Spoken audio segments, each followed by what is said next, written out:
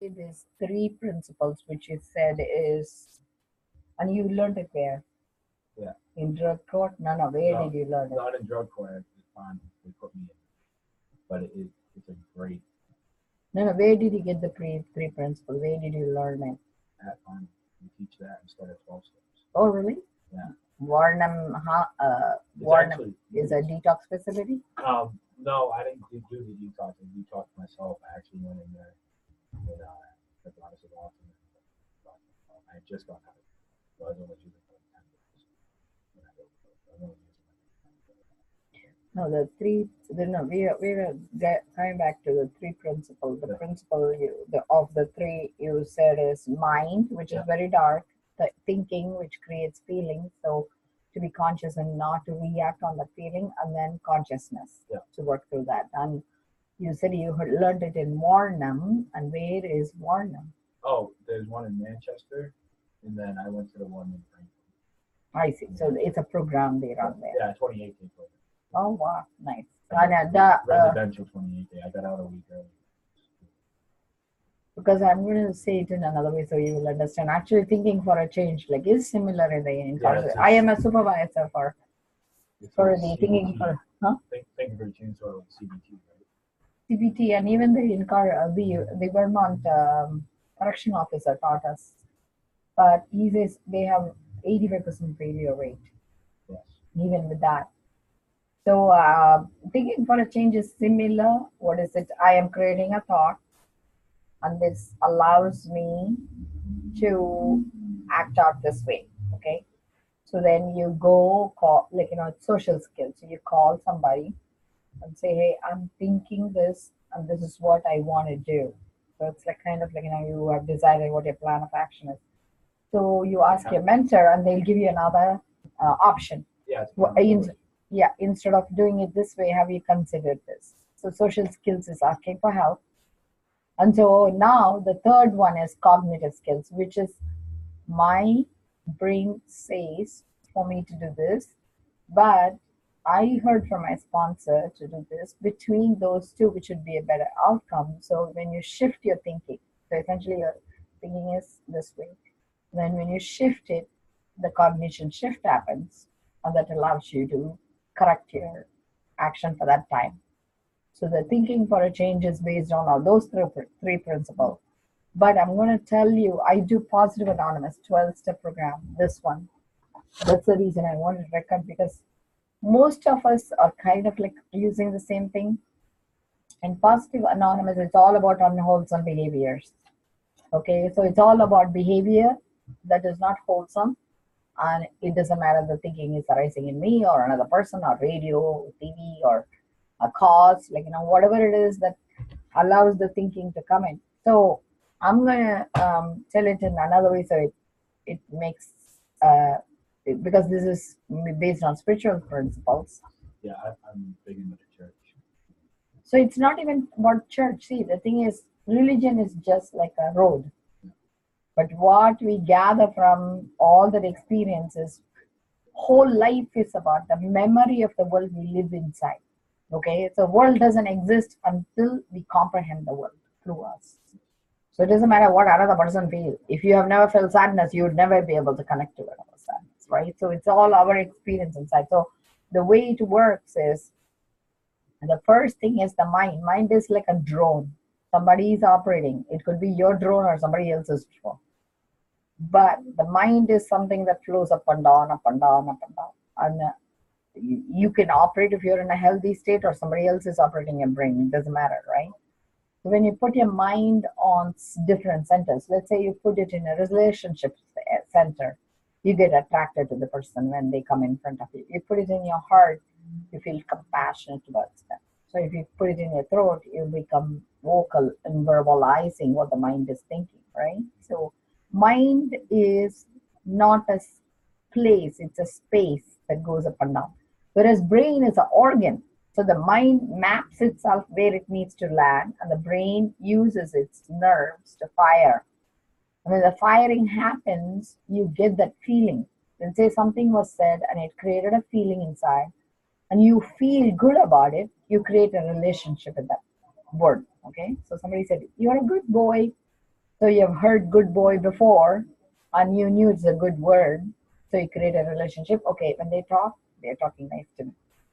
Let's say they say you're a bad boy and you have been associated with the word bad boy. I'm just saying bad boy, but it could be a curse, like, it could be anything. And it creates a feeling in you. When I heard that in the past, it hurt me. So they are bad, right? So you're projecting because they might be speaking Chinese and maybe bad boy means good food. Like what I'm saying is think of it like, Perception. yeah, so because you are making sense of their word through your experience through the past. So if you disconnect it and engage with them, like if I paraphrase it, right? Like I say, hey, the sky always is orange. So that's the way I see my world. Maybe I have a problem with my eye. But instead of you reacting, no, of course not, it's blue. Look at it, then it creates an argument. Instead, you just listen to them and say, oh, okay, you said sky is orange. Doesn't mean you accept or not accept. You just, be in a space where you don't create a relationship with that word. And that allows you not to feel with that word. So that's the first disengagement. When you don't feel with the word, you don't have a relationship with that word. And then finally, you will go to a space where you can do serenity prayer. Okay, I can do something about this situation. I have a courage to say, in my opinion, what you shared was valid for you, and I disagree and move on. Or you say, I'm going to accept and, forgive. So you move on. So you make a choice of whether you're going to act on it or accept it.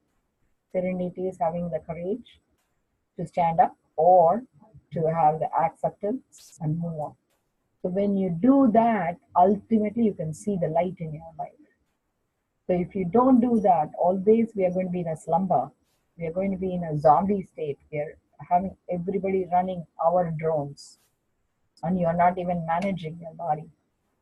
Somebody is managing a body by controlling a drone, which sends you operator at command, and you're becoming like a weapon for another person. So if you understand this concept, so it's told to you three different ways, right? Three principles, thinking for a change, and I'm saying it in another way. So if you understand these three triads, you can choose whichever works for you, but you need to understand by reacting again and again, just like how you say you really never even lived your life. You're always playing defense. Who are you? What do you want to do with your life? That's where we need to go to. So the first week is tough because you are still like, lot of chemicals changes and stuff. But be in a space next week to really think that's what I was telling another guy. I'm a recovery coach. So what is it recovery for you? It's not a test question. It's very, very simple. If you think about it, it's like I'm just asking what is recovery. Remember how I told you, don't think about the past, don't think about the feeling, don't just listen and say what is recovery. You don't have a relationship with that word yet. I just put it out. So knowing what we spoke about, what is recovery? A chance for a better life. See, again you're interpreting. If you are a kindergartner, I said to you, what is recovery? You look up a dictionary, right? What is recovery is you recover what is lost. Right? That's the space to start. So what is lost? So you need to make a list of first in recovery. What is it that you lost? Because once you understand it, only you can gain it back. And when you gain it back, you'll be grateful. See, you need to create a new triad, right? You have run the other triads. That other triads is again and again focusing on your past. What we are going to do from today in recovery is understanding the word, what is recovery to you. For the first week, one guy before you said recovery means he would have his daughter allowing him to see his grandchild. Keep it very simple. What is the first thing you look forward to when you're sober, right? So when you understand that, that's when it makes sense because people say, oh, I'm clean now, nothing is making me happy. That's because they've never even understood what they lost. So if you don't understand what is lost, when it's given back to you, you'll never appreciate it. So I feel that is the first thing to focus on in recovery. Understanding the word. What is recovery to me? Is it important to me? If it is important, why is it important? What is it I lost? Because recovery is only when you lost something you can recover. Otherwise, there is that word doesn't even make sense to you, right? So you need to understand what is it that was hidden from you. You have lived a life all this life, and what is it you were sleeping through? What is it that like you let it go without even making enough effort to engage with that part of your life. So you can then relive one by one whatever that is meaningful to you. But first, you need to make what is your number one priority in recovery. What is number one thing you want to get it back, and it make it very concrete. Housing is again a concept. See, the thing is, when you put yourself as a dream, see, the first thing is, I am going to make sure I'm going to go register with the housing authority. Like, see, like it has to be a plan that you can work out in 1 week, right? Like, so you need to. I need to find a job. That is also, the thing is, you need to drill it down to what you're going to do from tomorrow. The minute you go from here, from tomorrow, wake up, and what are you going to do? One thing towards housing. So you need to make it like, drill it down to like one action step you can take every day. Yeah, no, tomorrow's going to be see my pastor, help out with the breakfast. So then that is not the priority of housing. See, that's why. So you need to make sure right, tomorrow is. Able to help me with that thing. The thing is like, what you are looking for then is a job, not a housing. So you need to understand how you're going to save it, because what you say is what you manifest. Right. I'm still trying to get into sober living though. I just got out of 28 and I'm living in shelter. Okay. So now the next thing is you want to get into a sober shelter. Would that be right? Halfway house. So halfway house. So in halfway house, who would you need to be contacting? I'm waiting on Oxford House right now to contact all of them. Okay. So what you're already doing, you're just going to make it into like a plan. That's all. So you are probably doing it, but not voicing it, because in your mind you said, okay, I've taken care of it, right? Like, so when I'm bringing it up, you're not bringing it up because it's already taken care of in your mind. Well, no, it's not taken care of, but I was taught with the 3 principles not to dwell on stuff and not to overthink it, and just. So you're using that to run you. So yeah.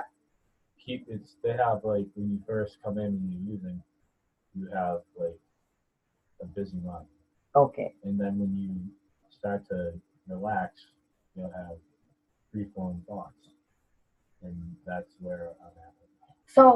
So don't put housing on top then. First priority for you is to keeping your thought less and less and less, right? So when you do it in a way that is in harmony with what you're doing, there is no conflict. What I'm hearing is you wanted the housing. Next you said, no, I want a halfway house. No, I want to keep my thinking. So even in this conversation, within 3 minutes, we have changed 3 times the priority.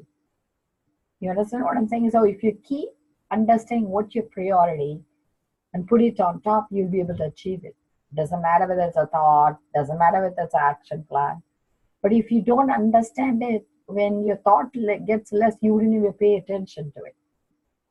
So that's one thing I'm doing personally. I do the same exercise with myself. Is I get a counter from Walmart. It's $10. So whenever thought comes, I push a button and take a deep breath. So my goal is to do 1600 like that, pushing the buttons and keeping just a breath and not thinking. So I'm doing action plan. What I'm telling you, I'm doing already. It cost me $10 to do this. But I know what I'm doing, and I know my goal. My goal is 1600 seconds where I can block the thoughts. So that's the ideal number for yoga. Like, if you don't want to think 1600 per day, deep breaths is important. So I can only take a deep breath provided, I disengage with the thought and just take a deep breath. So because the minute thought comes, we want to create a relationship with it, because we are so attached to our thought. We want to make sense of, what are you telling me? Let me go back, check when I had this experience, so that's when it gets off track.